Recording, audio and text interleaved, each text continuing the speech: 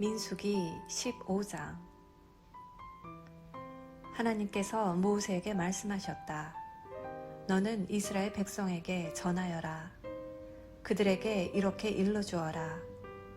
내가 너희에게 주려고 하는 땅에 너희가 들어가 불살라 바치는 제물을 하나님에게 바칠 때 곧 절기를 맞아 서원 제물이나 자원 제물로 번제물이나 소떼나 양떼에서 고른 제물을 하나님을 기쁘게 하는 향기로 바칠 때 제물을 가져오는 사람은 고운 곡식가루 2리터에 기름 1리터를 섞은 것을 하나님에게 곡식 제물로 바쳐야 한다. 번제물이나 희생제물로 바칠 어린 양 한 마리에는 기름 1리터와 부어드리는 제물로 바칠 포도주 1리터를 준비하여라. 순양 한 마리를 바칠 때는 고운 곡식가루 4리터에 기름 1.25리터를 섞어 곡식 제물로 준비하고 포도주 1.25리터를 부어드리는 제물로 준비하여라. 이것을 하나님을 기쁘게 하는 향기로 바쳐야 한다.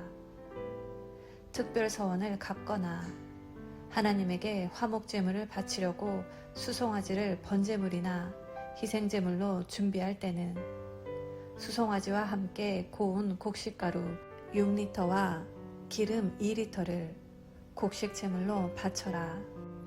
그리고 포도주 2리터도 부어드리는 제물로 바쳐라.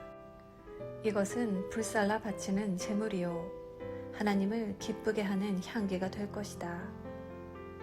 수소 한 마리나 순양 한 마리, 어린 양 한 마리나 어린 염소 한 마리를 준비할 때도 이와 같이 해야 한다.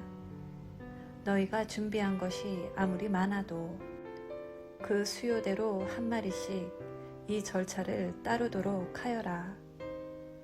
이스라엘 본국인이 하나님을 기쁘게 하는 향기로 불살라 바치는 제물을 바칠 때는 이 절차를 따라야 한다. 다음 세대에 대대로 너희와 함께 사는 외국인이나 거류민이 하나님을 기쁘게 하는 향기로 불살라 바치는 제물을 바칠 때도 같은 절차를 따라야 한다. 공동체는 너희나 너희와 함께 사는 외국인에게나 같은 규례를 적용해야 한다. 이것은 다음 세대에 항상 지켜야 할 규례다.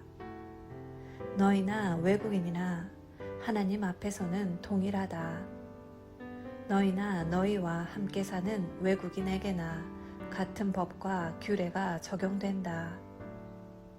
하나님께서 모세에게 말씀하셨다. 너는 이스라엘 백성에게 전하여라.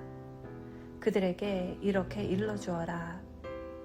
내가 너희를 데려가려고 하는 그 땅에 너희가 들어가서 그 땅에서 나는 양식을 먹게 될 때 너희는 그 양식의 일부를 하나님에게 바칠 제물로 따로 떼어 놓아라.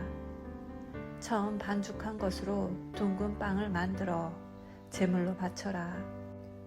이는 타작마당에서 바치는 제물이다. 너희는 대대로 처음 반죽한 것으로 이 제물을 만들어 하나님에게 바쳐라. 그러나 너희가 정도에서 벗어나 하나님이 모세에게 내린 명령, 곧 하나님이 모세를 통해 너희에게 명령한 것을 하나님이 처음 명령하던 때부터 지금까지 지키지 않았으면, 그리고 그것이 회중이 모르는 가운데 실수로 저지른 것이면 온 회중은 수송아지 한 마리를 번제물, 곧 하나님을 기쁘게 하는 향기로 바치고 곡식 제물과 부어드리는 제물도 함께 규례대로 바쳐야 한다. 또 순염소 한 마리를 속죄 제물로 바쳐야 한다. 제사장은 이스라엘 백성, 온 공동체를 위해 속죄해야 한다. 그러면 그들이 용서를 받는다. 그것은 그들이 고의로 저지른 죄가 아니었고 그들이 하나님에게 불살라 바치는 제물을 바쳤으며 자신들의 실수를 보상하기 위해 속죄 제물을 바쳤기 때문이다. 모든 백성이 잘못을 저지른 것이므로 이스라엘 온 공동체뿐만 아니라 그들과 함께 사는 외국인도 용서를 받을 것이다. 그러나 어떤 사람이 자신이 무엇을 하는지도 모르고 실수로 죄를 지었으면 그는 1년 된 암염소 한 마리를 속죄 제물로 가져와야 한다. 제사장은 실수로 죄를 지은 그 사람을 위해 속죄해야 한다. 하나님 앞에서 속죄하여 그 죄가 그 사람에게 남아있지 않게 해야 한다. 본국에서 난 이스라엘 자손이든 외국인이든 실수로 죄를 지은 사람에게는 누구나 같은 규례가 적용된다. 그러나 본국인이든 외국인이든 고의로 하나님을 모독하는 죄를 지은 사람은 자기 백성 가운데서 끊어져야 한다. 그가 하나님의 말씀을 업신여기고 하나님의 명령을 어겼기 때문이다.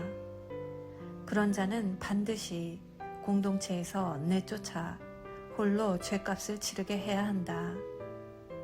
이스라엘 백성이 광야에서 여러 해를 지내던 때였다. 어떤 사람이 안식일에 나뭇가지를 줍다가 붙잡혔다. 그를 붙잡은 사람들이 모세와 아론과 온 회중 앞에서 그를 끌고 왔다. 그들은 그를 어떻게 해야 할지 결정이 내려질 때까지 가두어 두었다. 그때 하나님께서 모세에게 말씀하셨다. 그에게 사형을 선고하여라. 온 공동체가 진 밖에서 그를 돌로 쳐서 죽여야 한다. 하나님께서 모세를 통해 명령하신 대로 온 공동체가 그를 진 밖으로 끌어내어 돌로 쳐서 죽였다. 하나님께서 모세에게 말씀하셨다. 이스라엘 백성에게 전하여라. 그들에게 이렇게 일러주어라. 지금부터 너희는 대대로 옷자락에 술을 만들어 달고 청색끈을 그 술에 달아 표시해야 한다. 너희는 그 술을 볼 때마다 하나님의 계명을 기억하여 지켜야 한다. 너희가 느끼고 보는 것, 곧 너희를 꾀어 배역하게 하는 모든 것에 미혹되는 일이 없게 해야 한다. 그 술은 나의 모든 계명을 기억하여 지키고 하나님을 위해 거룩하게 살라는 표가 될 것이다. 나는 너희 하나님이 되려고 너희를 이집트 땅에서 구해낸 하나님이다. 나는 하나님, 너희 하나님이다. 아멘. 오늘은 민수기 15장 말씀을 함께 묵상하였습니다. 15장에서 19장은 37년간 광야에서 방랑 생활을 하는 중에 일어난 일을 기록하고 있습니다. 특히 불순종한 출애굽 첫 세대를 심판하는 동시에 출애굽 2세대를 정결하게 하며 준비하는 기간으로 사용되었습니다. 오늘 본문은 부지 중에 죄를 짓고 회개하는 개인에 대한 긍휼과 고의로 범한 죄를 심판하는 것, 이 사이의 대조를 나타내고 있습니다. 속죄 제사는 언약의 복을 회복하는 수단으로 작용합니다. 이때 여호와께 향기롭게 드릴이라는 표현은 희생을 드린다는 말인데 하나님과 화해하고 하나님의 축복을 받아들이는 것을 말합니다. 그리고 계속해서 실수로 죄를 지었을 때 용서받을 수 있는 방법을 가르쳐 주십니다. 하나님께서는 실수를 감추거나 피하지 않고 합당한 예를 갖추어 나아가면 맞아주시고 기꺼이 죄를 용서해 주십니다. 하지만 고의로 죄를 짓는 이들은 언약 백성이 되지 못하게 하실 것입니다. 이것은 하나님을 거역하는 의도를 품고 죄를 범하는 것이기 때문입니다. 오늘도 나는 하나님의 언약 백성인 것을, 나의 정체성을 기억하고 하나님의 계명에 순종하시는 복된 하루 되시기를 기도합니다. 사랑의 엄마.